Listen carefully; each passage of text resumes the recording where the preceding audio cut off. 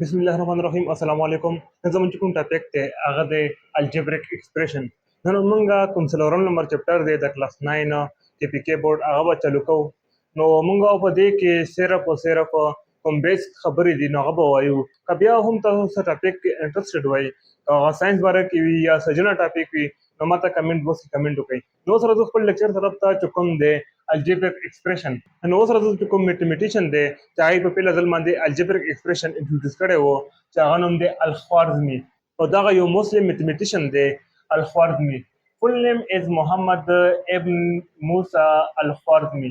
دا د الخوارزمي کامل نوم دی کوم دی محمد ابن موسی الخوارزمي. So the mathematician the algebra was first developed by him in the 9th century. The algebra پہلا ځل باندې جوړ کړی و هغه د محمد ابن موسی الخوارزمي چې هغه په 9th century کې هغه په پہلا ځل باندې انټروډیوس کړی و.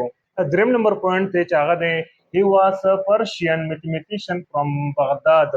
Persian یعنی پرسیوال میتھمیټیشن و چې هغه د بغداد نه و. بغداد دا یو ځای نوم دی که تاسو الدین رمه کتلی وي نو هغې کې د بغداد چې کوم ذکر دی هغه پکې شته دی.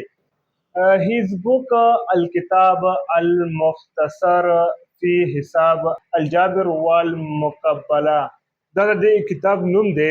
انټروډیوس الجبرا چې هغې کې زموږ سره الجبرا په ډیټیل سره انټروډیوس شوې ده او هغې تعارف شوی دی په دې کتاب کې. This book laid the foundation for algebra and algebraic expression. په دې بوک کې زموږ سره الجبرا او الجبرaic expression ډېر په وضاحت سره د دې انټروډکشن یعنی تعارف شوی دی. He is also known as the father of algebra. دې ته مونږه father of algebra هم ویلی شو ځکه دې په ډېر ډیټیل سره په الجبرا کې کار کړی دی نو دې وجې دې ته مونږه father of algebra هم ویلی شو. دا اوس شارټ غوندې کې انټروډکشن د الخوارزمي چې هغه په پیل ځل باندې الجبرا انټروډیوس کړی وو او دا یو مسلم میتھمیټیشن وو. او که موږ وګورو چې کوم مخکینی مسلمانان وو نو هغه ډېر په ترقۍ باندې وو او اوس چې کوم مسلمانان دي هغه دونه ترقي نه راکړې یا دونه مخکې نه دي په ټیکنالوژي کې یا څه کې نو د دې څه وجه را نو دې باندې به انشاءالله موږ ځان ته یو لیکچر وي. نو سره ځو نیکسټ بورډ طرف ته. نو زموږ سره د ډیفینیشن اف الجبرا ایکسپریشن یې موږ په دې کې چې کوم ډیفینیشن دی هغه به کوو د الجبرا ایکسپریشن. زموږ سره an algebraic expression is a mathematical phrase that include algebra expression کې زموږ سره شامل دي variables letter like x or y. زموږ سره په الجبرaic expression کې زموږ سره کوم variable وي ویریبل موږ هغې ته وایو چې کوم زموږ سره سپیسیفیک ویلیو نه وي لکه A B C D X Y دا زموږ سره ټول ویریبل دي. نو چې کوم دا لیټر دي یعنی چې کوم الفابیټ دي د انګلیش نو هغې ته موږ ویریبلز ویلی شو. کانسټنټ فکسډ نمبر یعنی زموږ سره چې کوم کانسټنټ وي د کانسټنټ نه څه مطلب یعنی زموږ سره یو فکسډ ویلیو لري یو فکسډ نمبر وي نو هغې ته موږ کانسټنټ وایو. فکسډ نمبر زموږ سره 1 2 3 and so on دا زموږ سره فکسډ نمبر کېدی شي نو دا و کانسټنټ نمبر. دریم چې کوم دی ارثمیټک اپریشنز یعنې زموږ سره په الجبرک ایکسپریشن کې ارثمیټک چې کوم اپریشنز دي لکه څنګه زموږ سره ایډیشن دی سبټریکشن دی ملټیپلیکیشن دی اینډ ډیویژن دی نو دا څلور زموږ سره ارثمیټک اپریشن دي نو دا هم زموږ سره په الجبرک ایکسپریشن کې شامل وي نو دې ټول چې موږ رايوځي کو نو دې سره موږ یو الجبرک ایکسپریشن جوړیږي. It does not have an equal sign that would make it equation.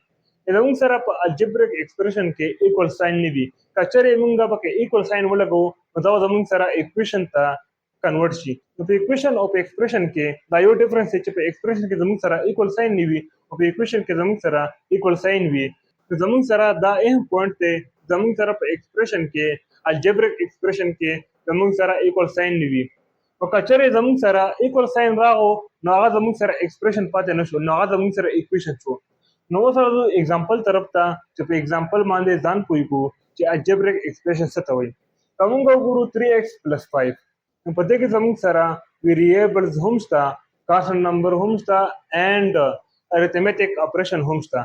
نو کومه وګورو زموږ سره چې کوم کانسټنټ نمبر دی هغه دی 3 او 5 زموږ سره کو وګورو دا 3 زموږ سره کانسټنټ دی او 5 هم کانسټنټ دی او دا x کوم دی دا زموږ سره ویریبل دی او چې کوم دا پلس دی دا زموږ سره ارثمټیک اپریشن دی یعنی دا زموږ سره ایډیشن دی او ایډیشن زموږ سره ارثمټیک اپریشن دی چې کوم دویم نمبر اگزامپل دی هغه دی 7a سکوير نو کوم وګورو 7 زموږ سره دی کې کانسټنټ دی ا زموږ سره ویریبل دی او دا ماینس زموږ سره ارثمټیک اپریشن دی او دا پلس هم زموږ سره ارثمټیک اپریشن دی 4 زموږ سره کانسټنټ دی ا زموږ سره ویریبل دی او 9 زموږ سره هم کانسټنټ دی نو دا زموږ چې کوم نن لیکچر هغه الجبریک ایکسپریشن نو په دې لیکچر کې چې کوم میتھمیټیشن او چې کوم په ځل باندې الجبریک ایکسپریشن انټروډیوس کړي وو نو هغه په اړه کې مونږه شارونه کې انټروډکشن وکړو بیا مونږه الجبریک ایکسپریشن چې کوم ډیفینیشن دی هغه وکړو ای هوپ چې تاسو به کلیر شي وي